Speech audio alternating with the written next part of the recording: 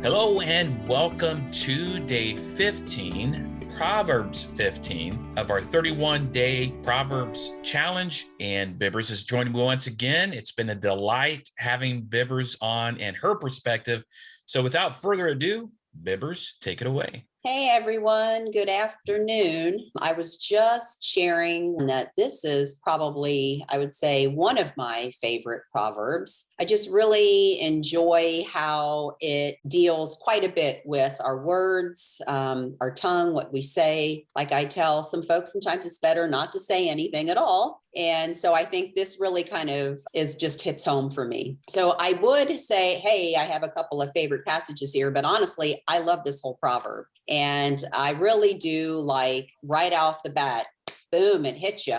A gentle answer deflects anger, but harsh words make tempers flare. So I would say for me, I'm not going to delve into reading several of the passages. I might touch on a few of them because, like I'm saying, I really, really enjoy this particular proverb. Something that I wanted to share with you all that I see, it's shorter, but it's my favorite psalm. Probably 5 or 6 years ago, I did a Bible study on both of these, and there's a lot of parallels. So I'd like for, if you have a chance, everyone to take a peek at Psalm 1. Blessed is the one who does not walk in step with the wicked, or stand in the way that sinners take, or sit in the company of mockers, but whose delight is in the law of the Lord, and who meditates on his law day and night. That person is like a tree planted by streams of water, which yields its fruit in season, and whose leaf does not wither. Whatever they do prospers. So I won't read this whole entire psalm,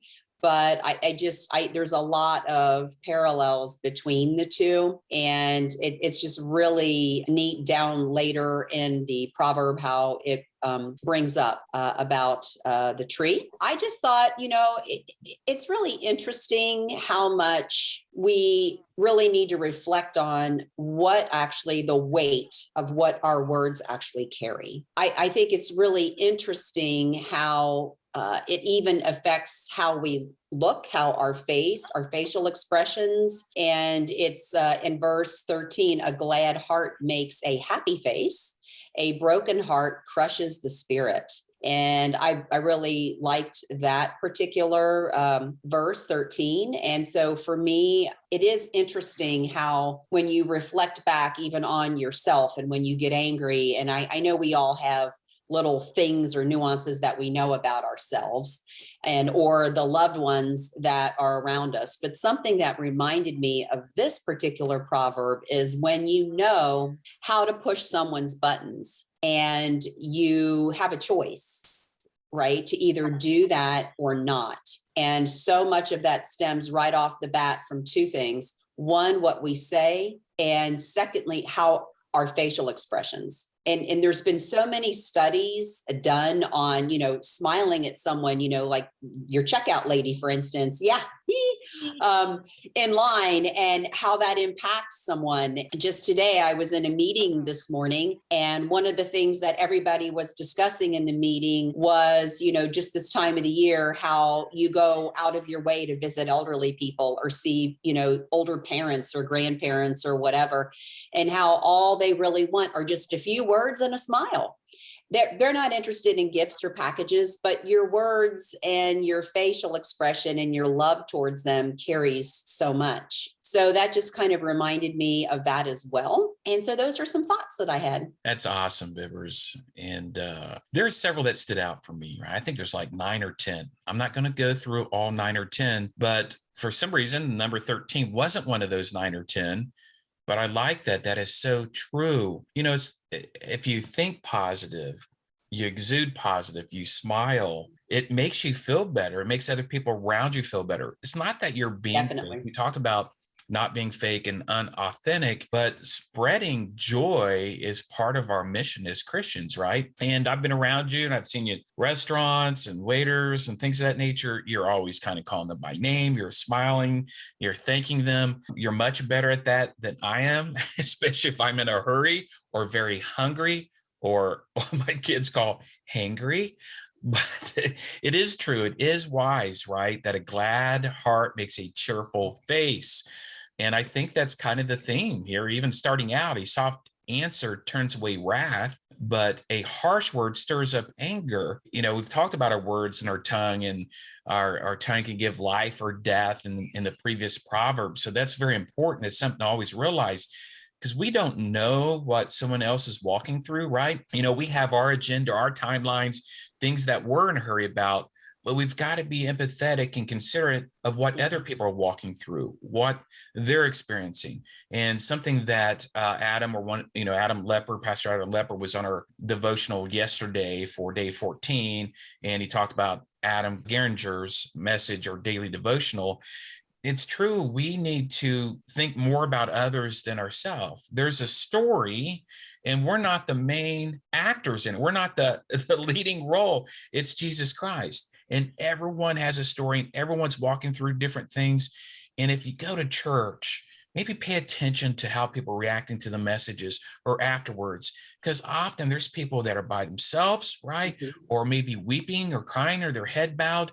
Us as Christians should be compelled and called to minister to that, right? To pray with others, to say, hey, what's going on? How can I help you? How can I pray for you? Hey, let's go get a coffee or a bite to eat, right? And if there is friction or animosity build up, we're all human. We talked about emotions. A soft answer turns away wrath, but a harsh word stirs up anger. If you're in a heated situation, do you think it's best to yell and scream and pour gasoline on the fire? No, be calm, sit back, and choose your words wisely, which that's kind of consistent here through Proverbs as well. And that brings me to some of these that stood out. Number 7, the lips of the wise spread knowledge, not so the hearts of fools. But I'm going to scroll down here to 18. A hot-tempered man stirs up strife, but he who is slow to anger quiets contention. Control your emotions. You have a choice in this. Think about it. Think about your words, how you're going to react. Because if you react angrily or hot-tempered, it's just going to stir up further strife, right? And that's what Proverbs is saying here. But if you're slow to anger, slow to speak, and quick to hear, it quiets contention, just like verse 18 says. But I want to invest some time here on 22 and then wrap up with 32 and 33. So 22 stood out to me because it states, without counsel, plans fail, but with many advisors, they succeed. I want to stop here because in my younger years, I didn't always seek out wise counsel. In my younger years, and I think you may agree, members, when we're in our late teens, early 20s, we think we know everything. We're on top of the world and we're invincible. Mm-hmm. Right. So, yes, we may not seek that wise counsel. If I can incorporate anything into my children, let them learn anything, is choose wisely your friends, choose wisely your decisions, and get a circle of influence that are wise. And I've done that later on, I mean, past my 20s, making a few mistakes, right, into my 30s and 40s. I ended up choosing my friends carefully because I don't think it's about quantity, it's about quality. And I'm not saying all my friends are the same age. I believe wise counsel can be diverse from the very young, middle age, and the old. There's a reason that the Bible talks about honor thy mother and father, respect your elders, listen to those with gray, right? So that's interwoven here in Proverbs. Choose some wise counselors, some accountability. I mean, they're probably your close friends. You should have a good close knit of true non-fair weather Christian friends, but have them diverse, whether different ethnic backgrounds, different ages, and I do. And anyone that's elderly, has that silver hair, and that's alive into their 70s, 80s, and 90s, I'm a captive audience. I want to listen. They made it through to this level in their life for a reason. They've got a lot of wisdom because of a lot of experience. And it's pretty clear here, without counsel, plans fail, but with many advisors, they succeed. Choose your advisors wisely, have them. I have friends, I have pastors, I have theologians, I have people of all walks and backgrounds as advisors. But one main thing runs true with all of them, okay? I know that they're wise, right? And I know their experiences. I know about them. And their life has demonstrated that. They don't just talk the talk, they walk the walk. So if I have to recommend anything from this Proverbs here, is be careful in how you react, control your emotions, try to respond kindly and empathetically, and have a good council of advisors. Pastors, I always ask them, who's your accountability board? Who's your deacons, your elders? Do you have an accountability team? right? Because wise men choose wise counsel, and these wise leaders will have these wise men or women around them. They're not always going to agree with them. Wise people don't want yes men. They want authentic, genuine, right? That will Right. pour into them, inspire them, encourage them, but also keep them accountable. Because if you don't have an accountable team, I don't care how old you are, you can get off rails. Okay. You can steer off rails, go in the wrong direction. That's why it's good to have good counsel, because if you don't, plans fail. But if you have good and several advisors, they succeed. So wrapping up here with 32 and 33 on my perspective and takeaways, it closes with in 32, whoever ignores instruction despises himself, but he who listens to reproof gains intelligence. The fear of the Lord is instruction and wisdom, and humility comes before honor. Now, I don't know it all. I don't believe I've arrived. I'm not the wisest. I don't. I mean, I'm always learning. I can always learn, grow, and improve, and I love to learn. I thirst after it. You can learn from all ages. But what has frustrated me in leadership, whether I've led, teams in sales or in a boardroom or nonprofits and ministries, even, coaching and having other coaches as peers or assistants, no matter what kind of frustrates me is sometimes you get with people that don't have that experience. They have a pretty big ego, maybe some insecurity issues, and they ignore your instruction, your wisdom. They discount it. They throw it away, right? But it clearly says here, whoever ignores instruction despises himself, but he who listens to reproof gains knowledge. You're not always going to like what your friends that love you say. You don't always going to like constructive criticism. But constructive criticism, the first part of that is constructive. It's to help to pour into you, grow. None of your loved ones want you to get off rails. They want to see you succeed.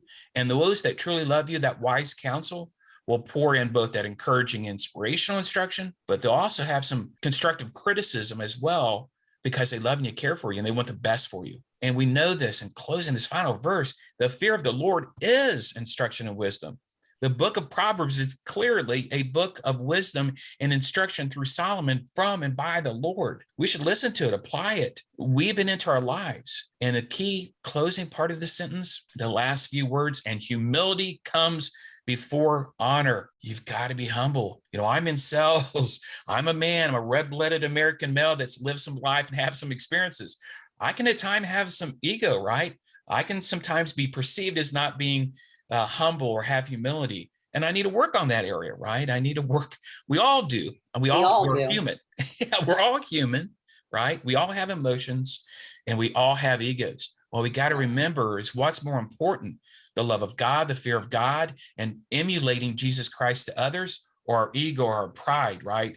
We've got to be humble. We've got to get on everyone's level, no matter what, and walk alongside them in a relationship with Jesus Christ. Walk alongside of them to the cross. Walk alongside of them in the understanding of the book of wisdom and Proverbs, because humility comes before honor. So that's my take on my verses. I love it. How about you, Bibbers? What other perspectives or closing words would you like to share today? Yeah, I think a couple of thoughts.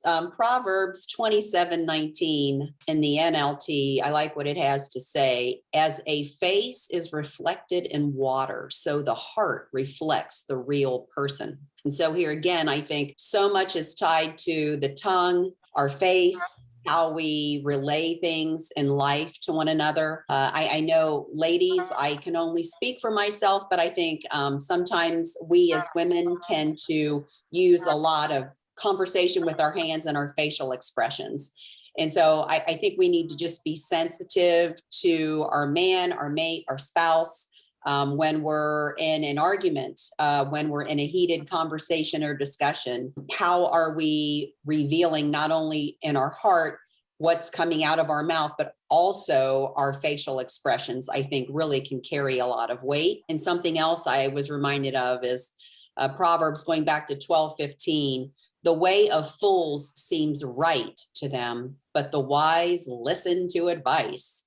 And I think that ties into what you were saying about, just older people. And this is something Ladies, if you haven't had a chance ever to do any studying on Titus 2, I know we've discussed, Proverbs 31 woman, but if you have an opportunity, check out Titus 2, ladies. It's a little teeny book that's kind of tucked away, and I think sometimes we can tend to not really do studies or overlook that. But Titus 2 is a woman, is older and mature Christian woman who teaches and encourages younger women.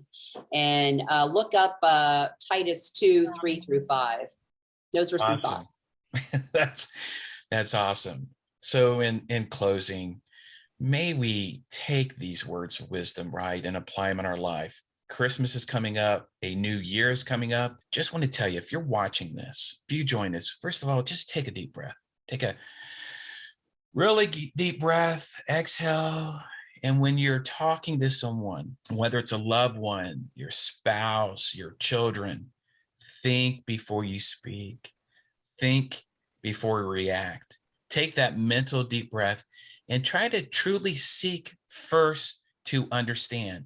Where is this person coming from? What are they walking through? Maybe they don't have family or loved ones like they'd had before. They're stressed out. They're trying to cook the dinner for the in-laws, get these presents done, and the busy bustleness of Christmas. Just take a deep breath and listen to people. Listen to wise counsel. Listen to the Holy Spirit in your heart and emulate the love and understanding and empathy and generosity of Christ. And as we launch into these holidays, we launch into these next days, I hope you join us. You can join us. I'll send the link if you ping me. You can join us here, online, text. Join us in the comments below. We respond to all the comments and launch each day with purpose, navigate with principles, and explore with passion.